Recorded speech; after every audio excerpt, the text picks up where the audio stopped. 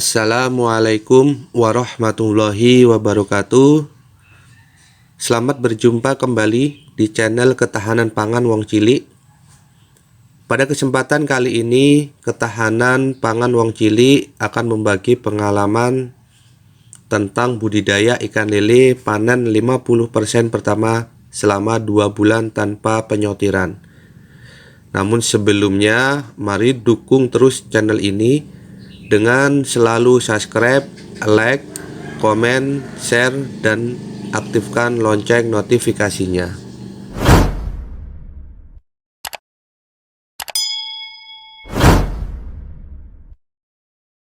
Permintaan akan ikan lele yang semakin tinggi di tengah-tengah masyarakat membuat usaha ini semakin digemari para pembudidaya ikan air tawar. Namun keadaan tersebut tidak diimbangi dengan hasil panen yang memuaskan, karena sebagian besar para pembudidaya masih disibukkan dengan permasalahan yang sering timbul selama dalam proses pemeliharaan.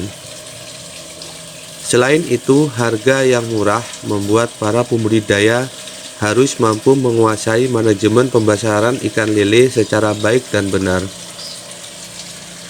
Sedangkan permasalahan yang sering kita hadapi di lapangan berkaitan dengan pakan yang semakin mahal dan pembuatan kolam atau media harus lebih dari 1, bahkan bisa sampai 3 media atau kolam.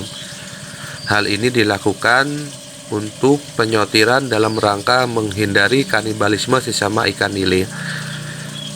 Pada video kali ini saya akan membagi pengalaman saya bagaimana cara memelihara ikan lele tanpa penyortiran, atau kata lain cukup 1 kolam dari penebaran hingga masa panen.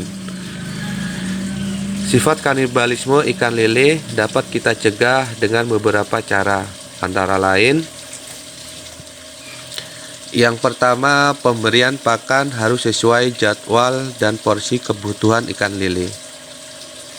Selama saya melakukan pembesaran ikan lele di 1 kolam, pemberian pakan saya lakukan sebanyak 4 kali dalam 1 hari 1 malam, yaitu berkisaran jam 9 pagi, jam 2 siang, jam 7 malam, dan jam 12 malam. Hal ini bertujuan agar ikan selalu berada dalam keadaan kenyang dan sifat kanibalnya tidak muncul.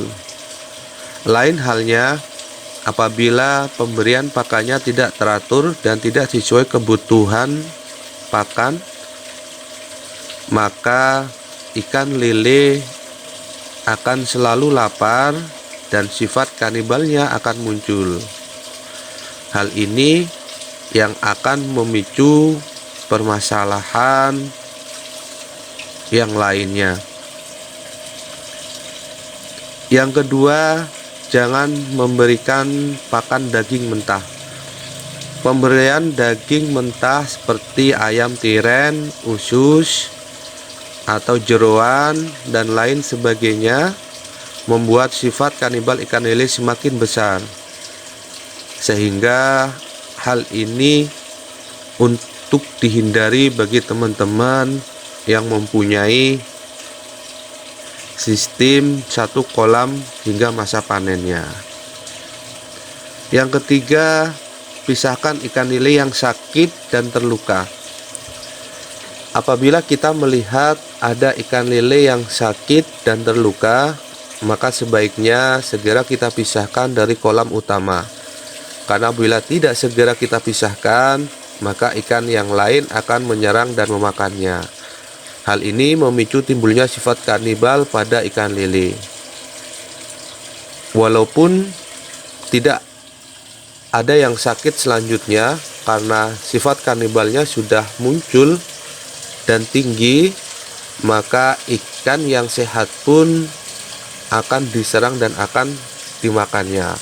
Oleh karena itu, lakukan segera pemisahan apabila kita menemukan ikan kita yang terluka atau sakit. Yang keempat adalah pemberian vitamin dan probiotik. Pemberian vitamin bertujuan agar pertumbuhan ikan lele tetap terjaga dan seragam. Dengan keseragaman ukuran membuat sifat kanibalisme ikan lele tidak muncul. Sedangkan probiotik bertujuan untuk memelihara air kolam tetap baik dan menghindari bibit penyakit yang dapat menyerang ikan lele. Dari keempat cara tersebut, apabila kita lakukan dengan baik, insya Allah sifat kanibal pada ikan lele tidak muncul dan kita dapat sukses memelihara ikan lele hanya dengan satu kolam atau satu media saja.